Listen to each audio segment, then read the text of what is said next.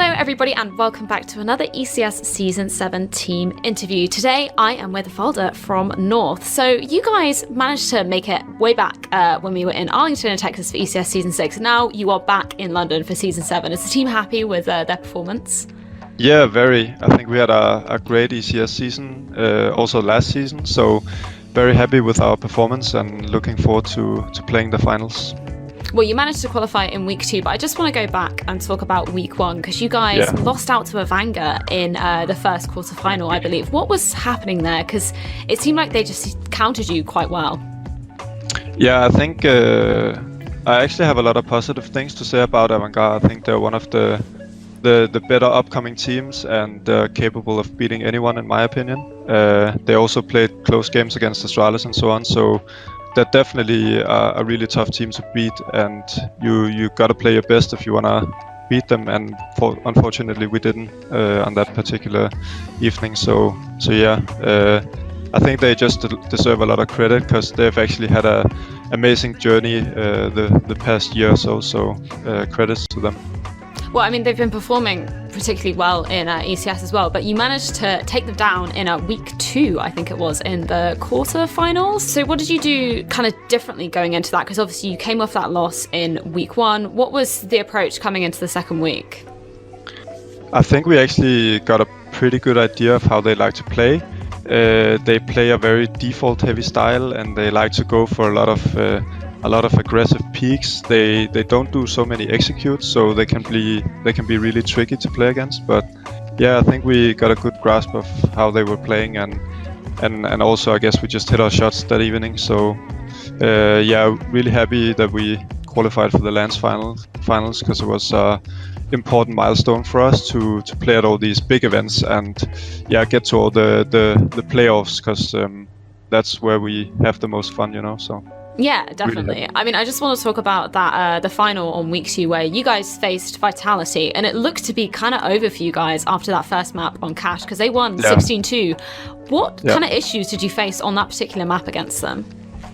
I think it's no secret that in North we never really got really confident on that map. Like Cash in general wasn't something we played a lot, so when we got forced to play it, I guess it's just about doing your best. And yeah, Vitality is obviously a great team as well, so I think we just had a rough time on that map in general, like no matter who we faced. So it was a bit unfortunate, but fortunately we managed to bounce back.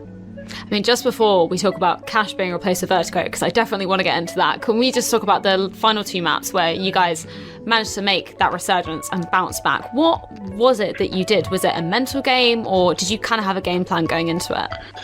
Like when you lose 16-2 on the first map, I think you just gotta forget about it. Like there's no point taking that loss into the next map because then you already lost before you even started the game. So for sure it's about a mental reset, but also the 2 next maps we had in that series, I think it was Inferno and Nuke as far as I remember. Yeah. Those were 2 maps that we were really confident on, and we practiced against Vitality a lot of times on those maps, so we had a really good idea of what they were doing. And I think it was also just a matter of us playing a really good game of Counter-Strike, because I felt we were actually pretty in control on the last 2 maps. So yeah, unfortunate first map for us, but there's not much we could do about it when it was a map we didn't really play a lot. So yeah, that's just how it goes. So is it safe to say you're happy that it's been replaced with Vertigo, or is the Vertigo thing a little bit not your favourite? I would say in general, I'm really happy that we get to switch between some new maps, and some of the older maps go out of the map pool for a while to like get them remade and so on. So I'm happy that Valve are doing changes, but obviously I don't think that Vertigo is like in any way a complete map yet. I don't think it's fit for competitive play yet, but I mean, we can take a map like Overpass. When that came out in the beginning, that was very different from what it is now. So I'm really hoping that Valve will listen to the community and pro feedback and try and improve the map for the future, because I guess it has some potential, but as of now I don't really enjoy it, in my opinion. Do you think there's any particular changes that you'd like to see made? I know it's in sort of its first iteration in the competitive scene, but is there anything that you kind of think should be changed? I think I just agree with the overall sentiment that I've seen a lot of pros write on Twitter and so on, and that is that the map is a bit too fast-paced, and also since it's it's a map like Nuke where it's multiple levels, like it's not just a plain map, that also makes it a bit tricky regarding sounds and so on. So yeah, there's definitely some sound issues and some map sizing issues that I would probably change in order for it to become competitively viable. But yeah, I guess we'll just have to see in time what they do about it, because I don't think that this is like the final version of the map in any way. So I just want to talk about the team in general. We've seen you swap out Akkadian for Yugi recently. What was kind of the thought process behind that, and why was it in particular Akkadian being swapped out for Yugi? I think Akkadian was actually a great teammate, but we've been playing together with the previous lineup for about 7 or 8 months, and we never really felt that we have the results that we all wanted and hoped for. So like it's always tough to say goodbye to a former teammate, but and also a great one. But I guess that's just how the business goes. You know, we're all in it to win, and sometimes you just have to sacrifice a place in order to make room for a new guy. And yeah, I guess that's just what happened. So how has Yugi been integrating into the team so far? Because I know you've only been playing with him for a short period of time, but what has he kind of brought to the team? Yugi also obviously brings a lot of firepower. He's a really skilled AWPer. He's something that we really needed in the past. I think it's been a long time since we've had like a star AWPer, I would say. So he's definitely bringing in a lot of firepower. He's also a very calm player. Like he communicates well, but doesn't stress in the difficult situations. So overall, he's just a really nice teammate and a really calm guy that we can all rely upon to hit his shots when it's needed. So I'm definitely hoping that we can take it to the next level with Yugi on board. So because of Akkadian leaving, you have now taken on the role of team captain and in-game leader. How has that role been for you so far?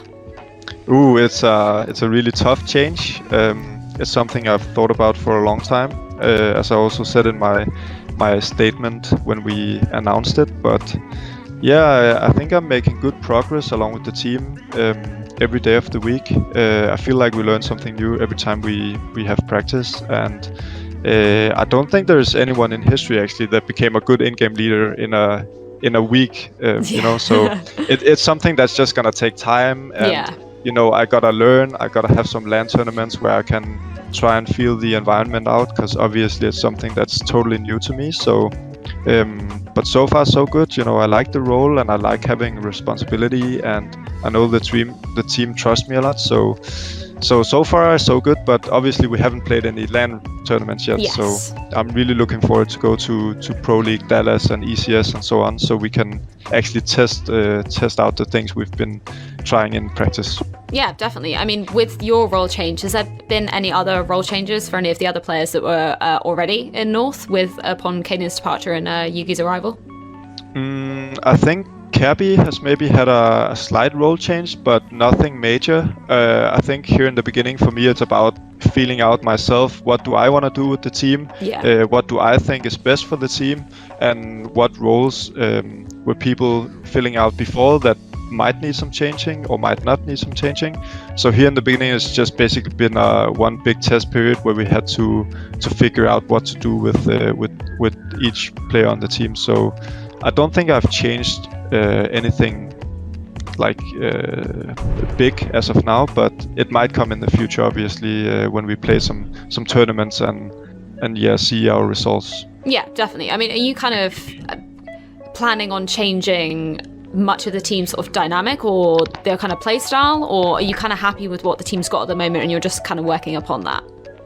I think it's a bit of both. Obviously, we kept some stuff from the own lineup, but when you're a new in-game leader, I don't like copying anyone else. I think for me it's more about finding my own style. As I said before, like what do I want to do with the team? What kind of playstyle do I want to have? So I think it's really put in my mark on our game style, and that is something that isn't like 100% complete yet, but I think we're gonna go for like a mixed style. I would say that's probably the best thing. So like some tactics, but also some loose play and room for people to give their inputs to me so I can make the best decision possible. So I guess it's a bit of both.